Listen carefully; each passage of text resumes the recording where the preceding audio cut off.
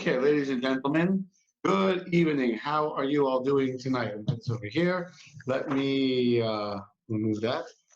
Tonight, we are going to talk about a conversation. It's going to be very, very general tonight. I'm not going to get too much into specific. I'm going to try not to anyway. About Mikvah. Why we go to the Mikvah. And the reason why we are choosing this topic is not because we didn't necessarily get requests. We actually have not gotten, we've gotten a few requests. Hello to everyone that's watching. You're wondering, Terry was wondering where I was. I actually was eating with my kids, and then it was like 7:30 already, and I had to run and get the camera and I got myself a cup of coffee tonight, not a tea, because I don't want to drink, I get dry. So this week's Torah reading, this week's parasha is about Ras. It begins with the laws of childbirth and the ritual and purity that's associated about the woman that goes to the mikvah afterwards, the way she's purified.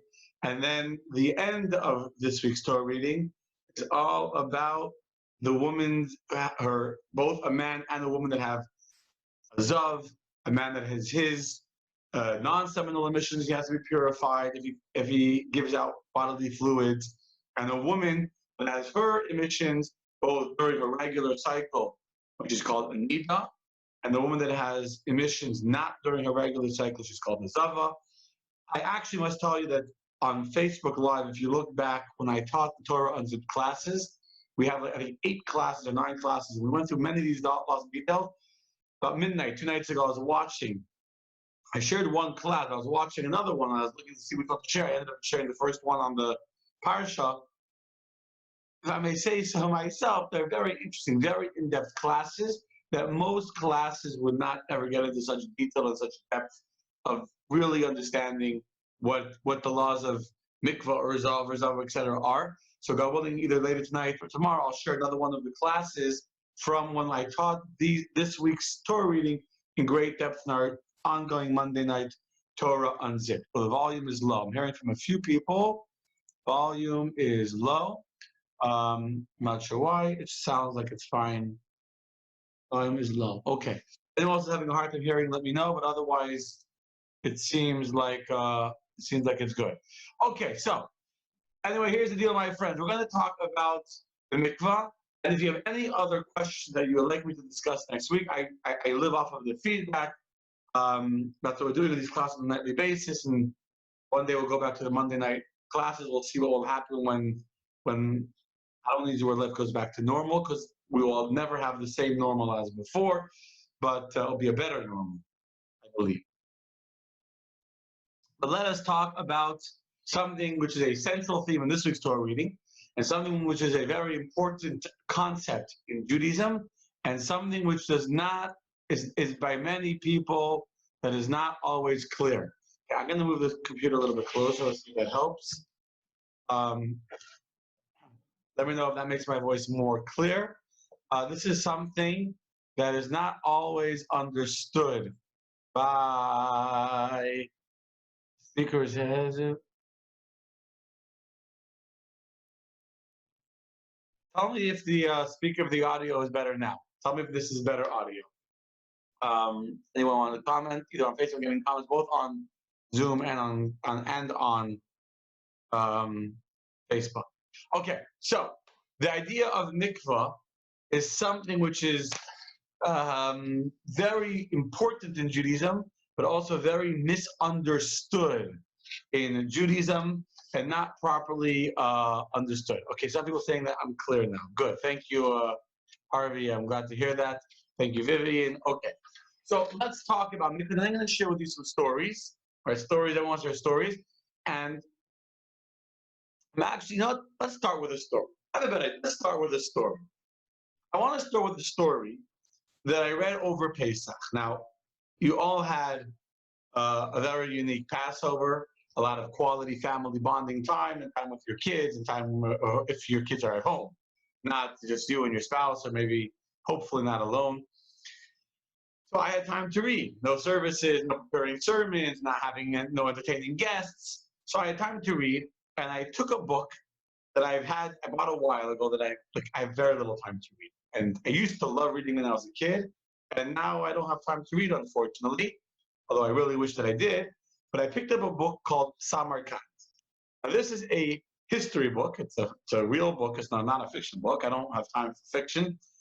It's, again, when I was young, I used to love reading, but it's a different lifetime. It's a book written by a man called Hillel Zaltzman, and he's describing what life was like living in a Russian city called Samarkand. Now, he lived there until he left. He was able to leave Russia in 1971. The book is 900 pages. I'm about 600 pages in, and I actually shared this story with my kids. To me, this is an amazing book, and I wish I had time to read it more. It's not, it's an interesting technical read. I imagine most of you have never heard of Samarkand, and the reason why is because Samarkand is a small little city in Russia, but in Chabad history or in Chabad culture, Samarkand was one of the main places of the Chabad Russian underground. The entire Jewish Russian underground that survived during the communist years, which was a time of terrible, terrible oppression for Jewish people. I mean, communism was terrible oppression for all people, but especially there was a unique focus that they wanted to destroy any form of religion, because everyone's equal, it can't be religion. And in the 20s and the 30s, all religion was basically destroyed, except for a few strong holdouts, including the Hasidim, who were the primary leaders of the Jewish underground. And during the war of the 1940s, so the communism kind of wasn't so focused anymore on destroying Judaism. Joseph Stalin was much more focused on fighting the Nazis and winning the war and saving Russia. But then in 1947, there was a huge exodus of Jews from Russia, including my grandfathers, that were able to escape under fake Polish passports. And after that, there were very few Chabad Hasidim left in Russia. And many of them, and that's when in the early 50s, in the height of Stalin's regime and the tyranny of Stalin leading up to the Doctor's Plot in 1953, for those who are familiar with the history, I'm not getting into Russian history tonight. It was, although I knew a lot of the story, but like reading in a first-hand account gave me tremendous understanding and the whole, what the Jews living in Russia in 1950 were experiencing during the build-up to the Doctor's Plot and the fear of their neighbors. I mean, amazing stories, amazing stories. Someone commented to me that Samarkand is in Uzbekistan, and they are 100% correct. The reason why many Jews, many Hasidim ended up in Samarkand is because it was so far away from Russia. It was in Uzbekistan. And it's a fascinating story. I'm about to go very off subject, but there was a rabbi called Simcha Gorodetsky, who was an amazing story in and of himself, who was sent by the previous Rebbe to go, actually by the Rebbe Rashab, actually, the fifth Chabad Rebbe, to go uplift the Bukharian Jews that lived in Uzbekistan.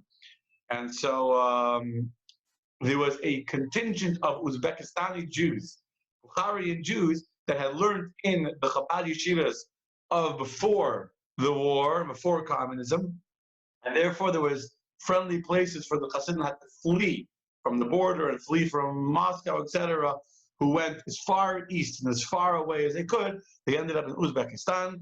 The main city was Tashkent, and a suburb, a small city of Tashkent, was Samarkand, and that's where these Chabad, one of the main centers of the Chabad underground was situated. So this book has been for me an eye-opener, reading a first-hand account of the Russian underground. Jews in America had their perspective of what was happening in Russia.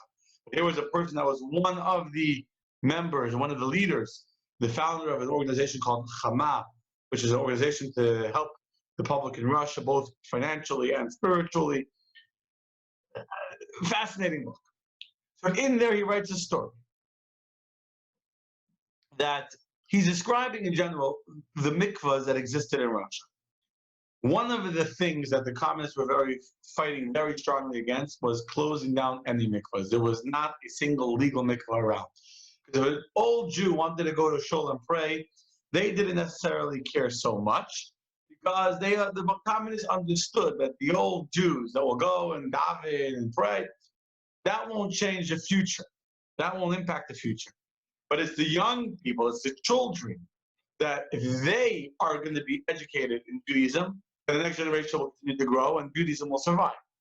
So they actually made it a crime to not enroll your children into the communist schools, where besides learning math and science, they were indoctrinated with tremendous communist propaganda about Stalin and et cetera, et cetera.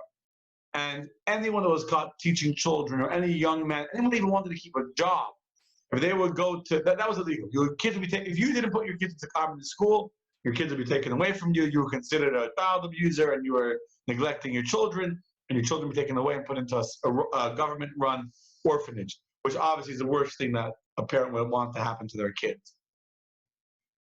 The story of Hillel often was hidden as a child, and I understand to grow up with such dedication that a child is hidden, and the children grew up with this embedded within them.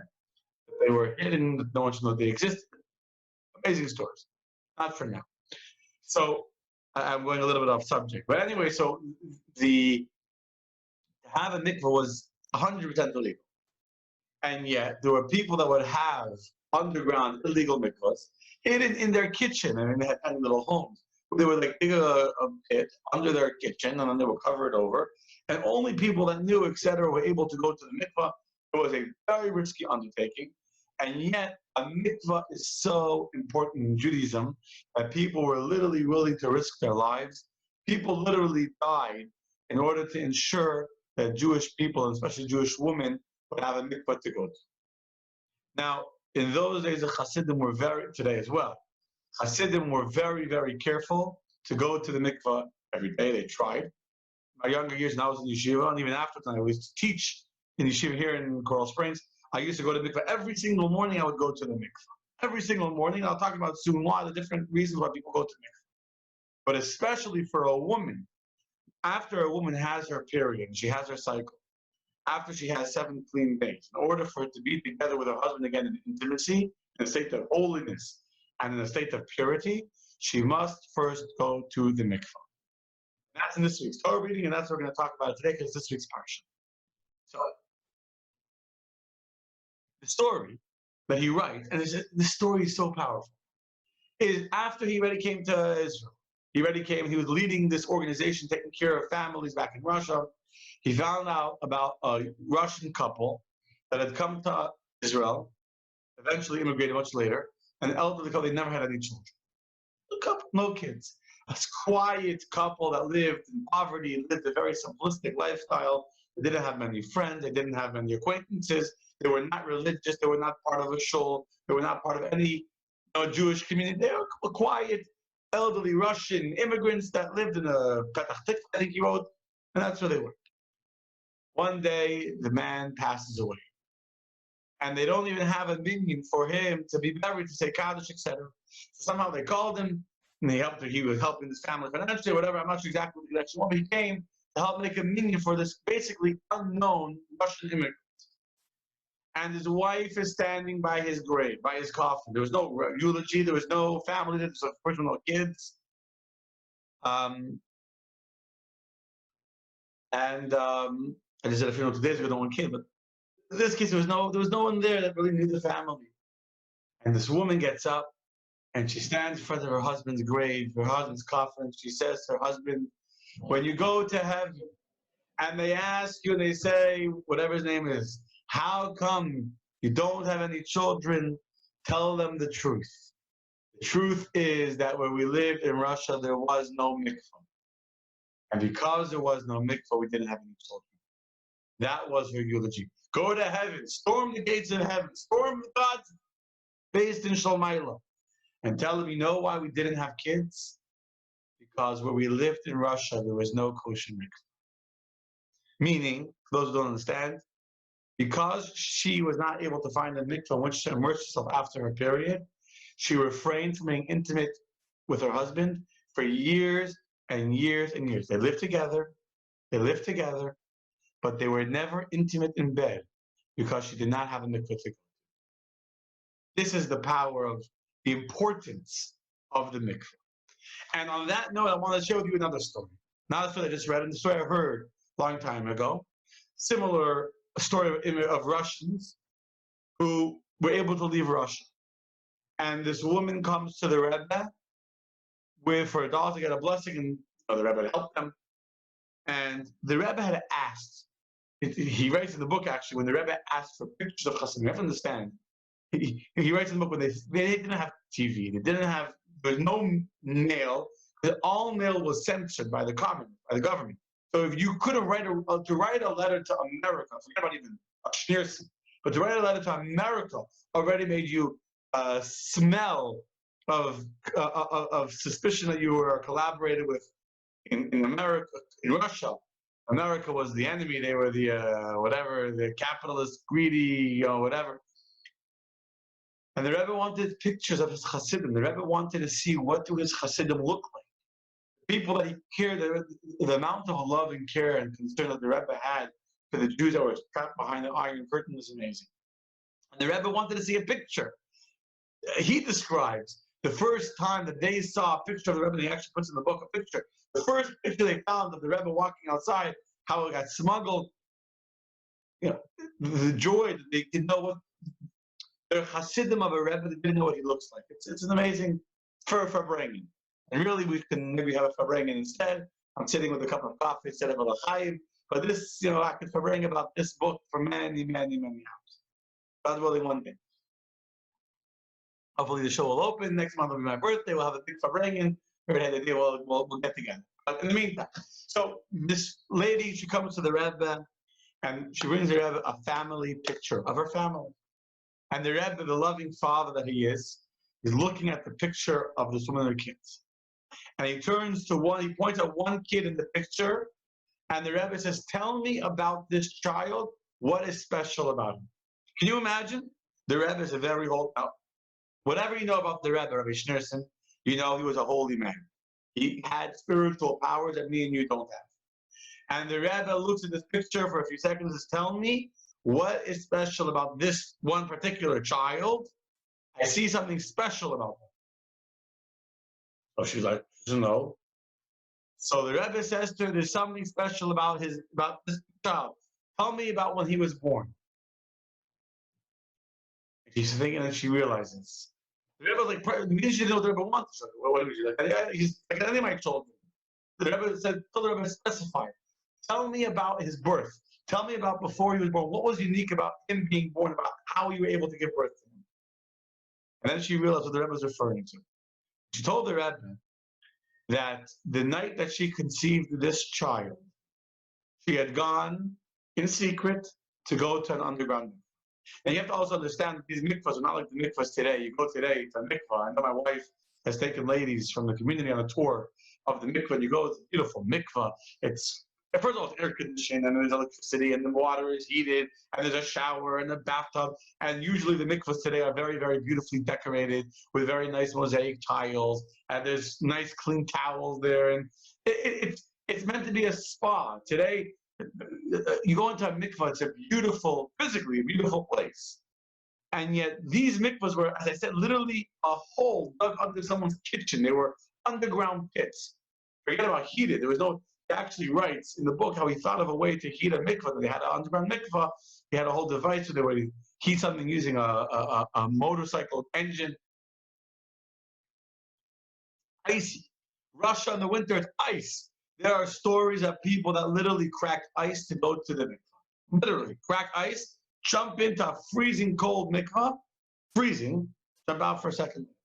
Anyway, she went, risked her life. She knew where the mikvah was. She had the code, whatever it was, the pass, where to go. She goes, she gets dressed, she goes to the mikvah, and she does what she needs to do. She immerses herself. She's ritually pure, so she thinks. She goes back home in the freezing cold. Travel was a long, long distance. Also, women didn't go out of the home at night. In general, people didn't travel at night unless you had a reason. In general, you didn't leave your home unless you had a reason to go somewhere. It was like living in quarantine. Imagine living coronavirus your whole life. You didn't go anywhere unless you had a reason. So it was a long walk, a mile, whatever it was, an hour, a long walk. Go to the mikvah and back. She comes back home. She's back home.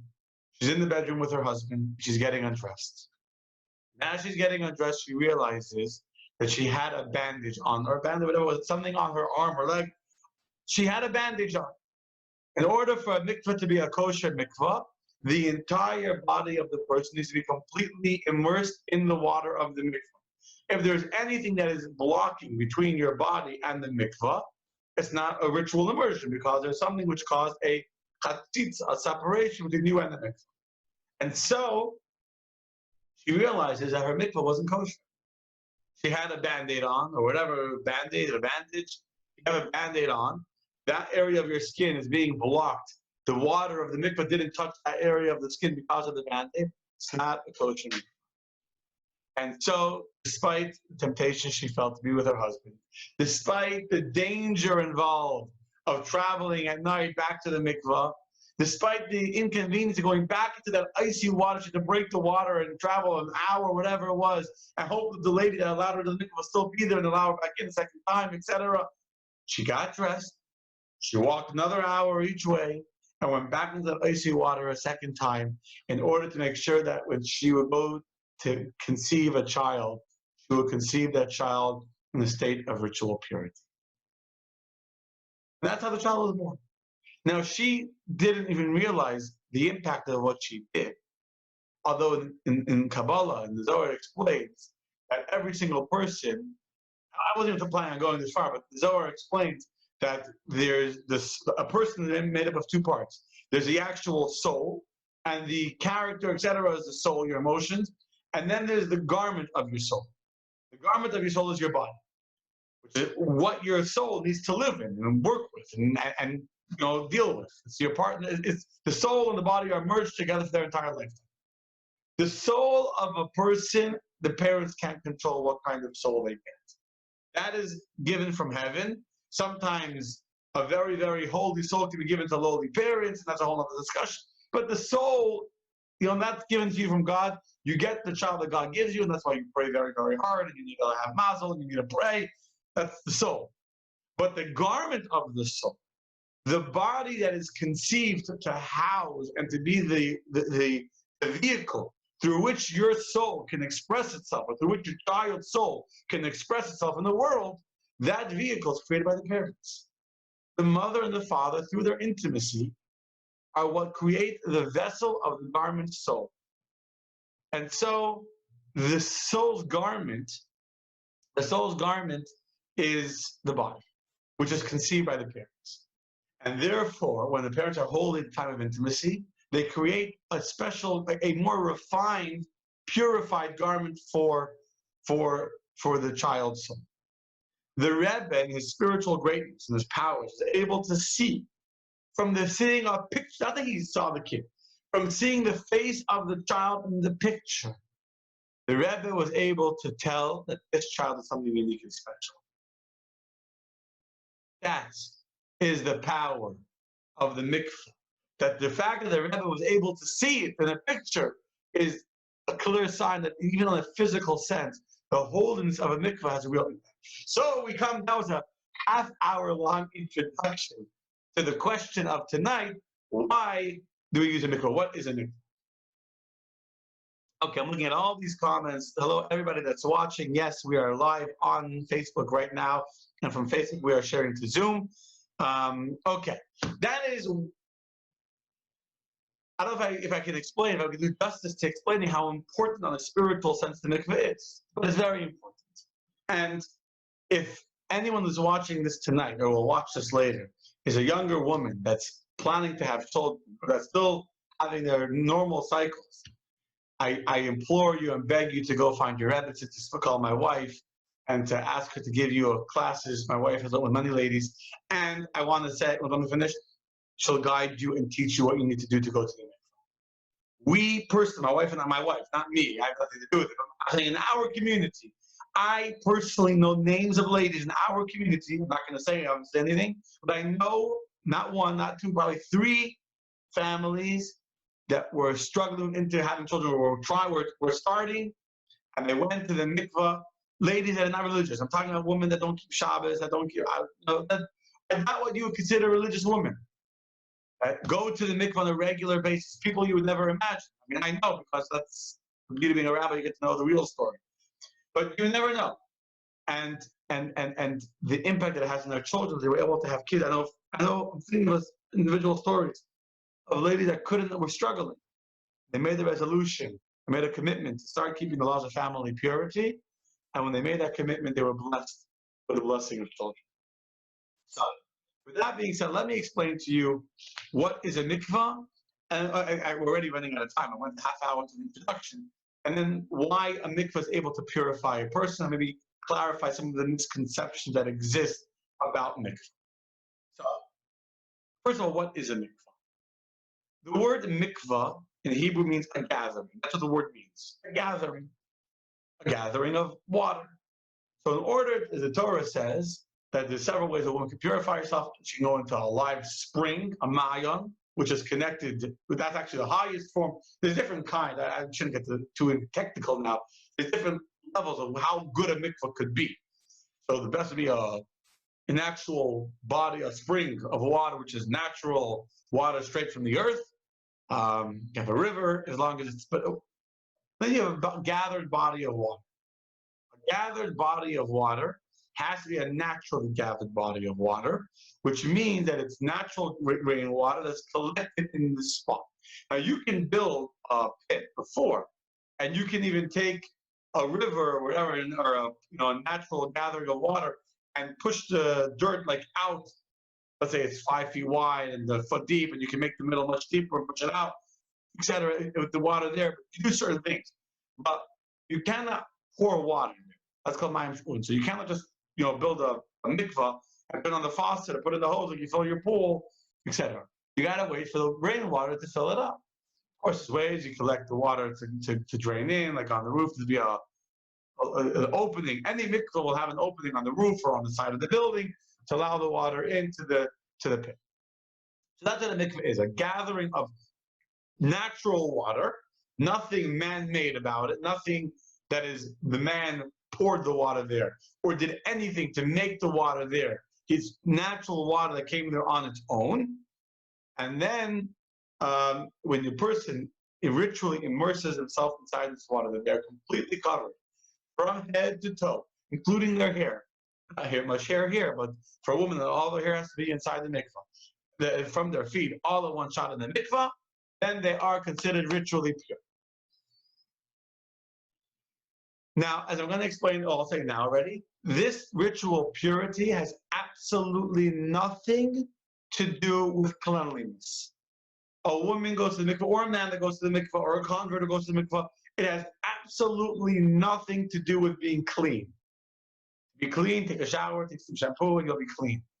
The mikvah is what the Rambam tells us is one of the chukim of the Torah, one of the super rational laws of the Torah that has no logical explanation, although there's logical explanations, and I will soon share with you some, but at its core, the fact that a mikvah can take a person who was in contact with a dead body, for example.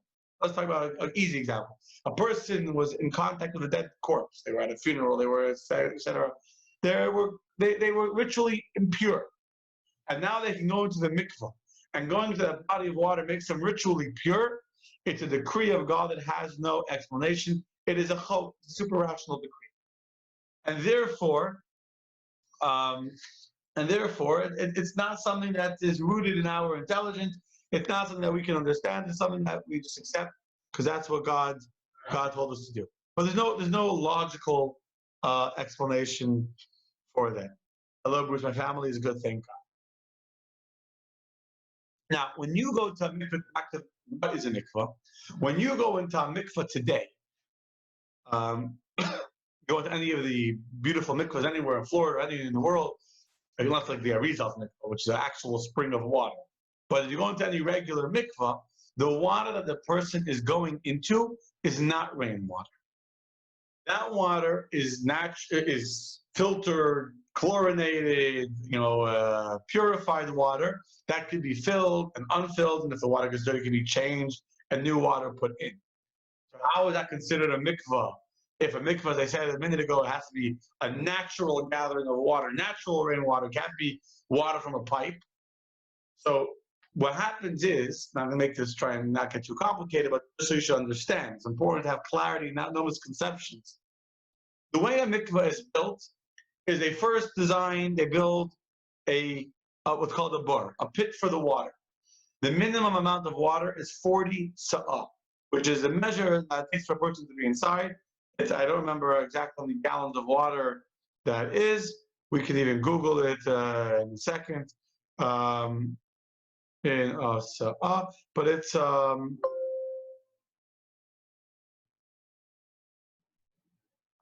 battery is running low. 1 second.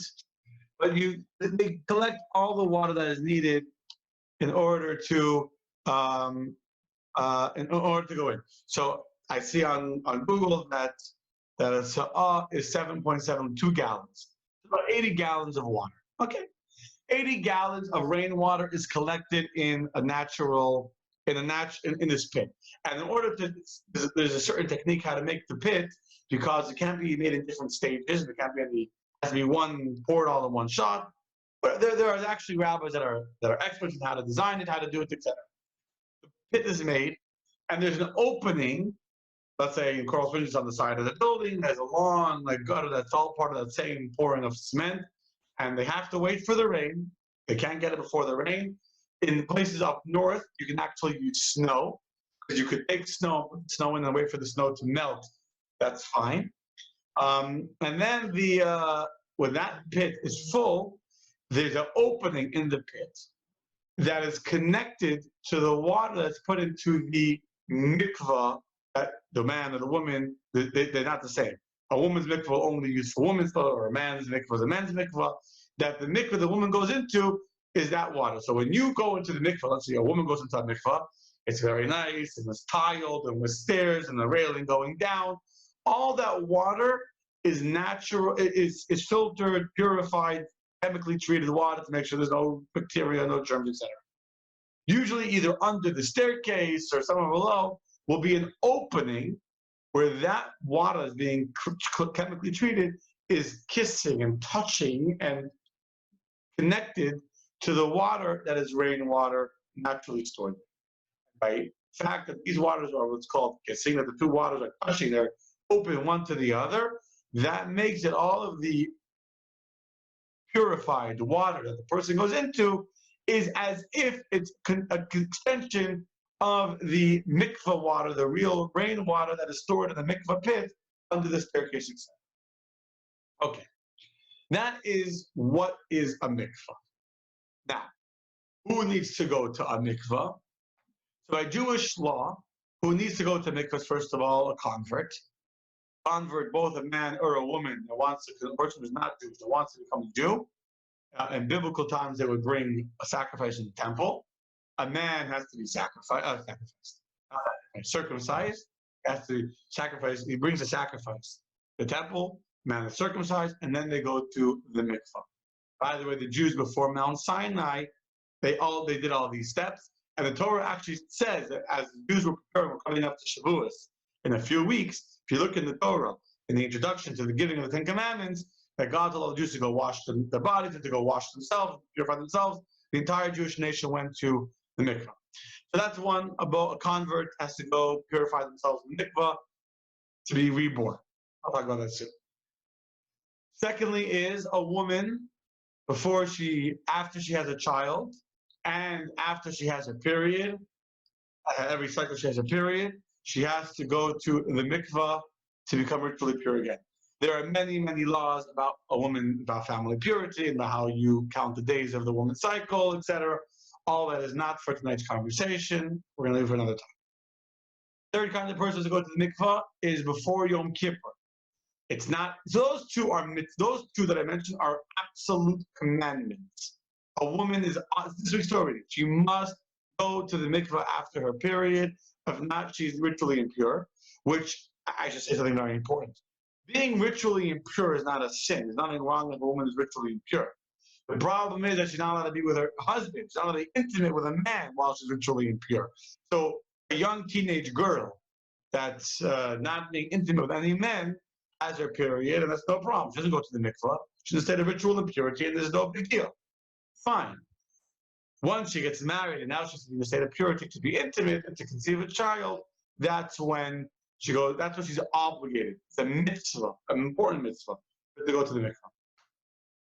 Before Yom Kippur, it is a mitzvah, but not on the same degree. We don't make a blessing on it. It's not like an actual, like you're not transgressing a commandment of the Torah if you don't go. But it's in Jewish law, so all men should go to the mikvah. Some women have the custom to go as well too, but it's not as widespread. To go to the mikvah to purify themselves and atone for any sins before Yom Kippur. That's as far as commandments. There is a concept in Judaism and Jewish law called Tvilas Ezra. Tvilas Ezra is that was established originally by the sages in the times of Ezra, the scribe, when the Jews came back to Israel, and they were in a very low spiritual state. The Jews had to come back to Israel after the exodus, after the exile in the first temple.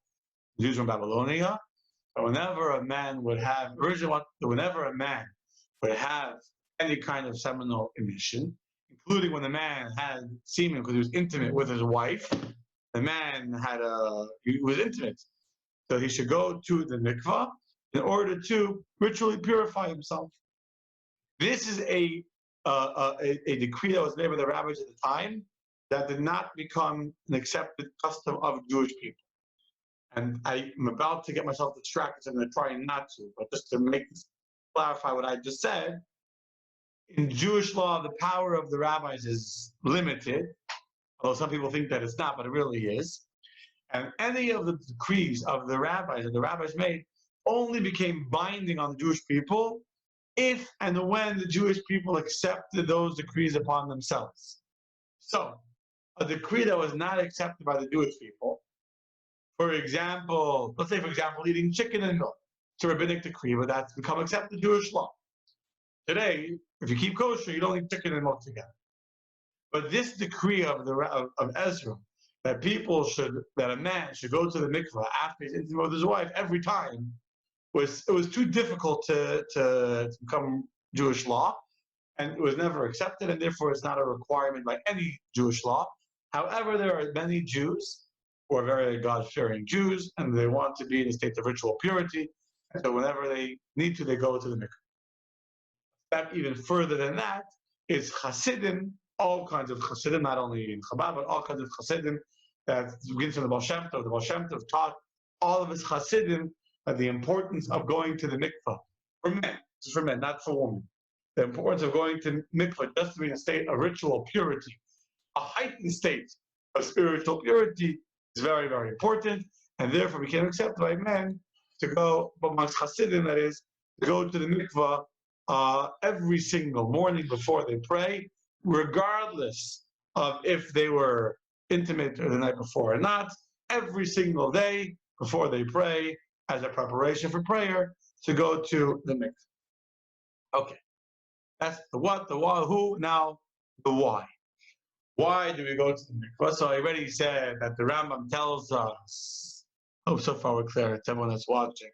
The Rambam tells us that there's no reason for the mikvah. It's a decree of God that has no explanation. It's a divine decree. However, of course, there are beautiful explanations taught in Judaism to give us insight and meaning and depth to the beauty and importance of the mikvah. Hello, Eileen, how are you? So first of all, the idea of going to the mikvah is explained by the Reishis Chacham, beautiful book of spirituality, that when a person is immersed in the water of the mikvah, they're like a fetus in the embryo. They are like a fetus in the embryo. When they come out of the mikvah, like a fetus being born, or a baby being born. That moment of birth, that moment when a baby comes out of the mother's embryo, where the baby was completely enveloped in the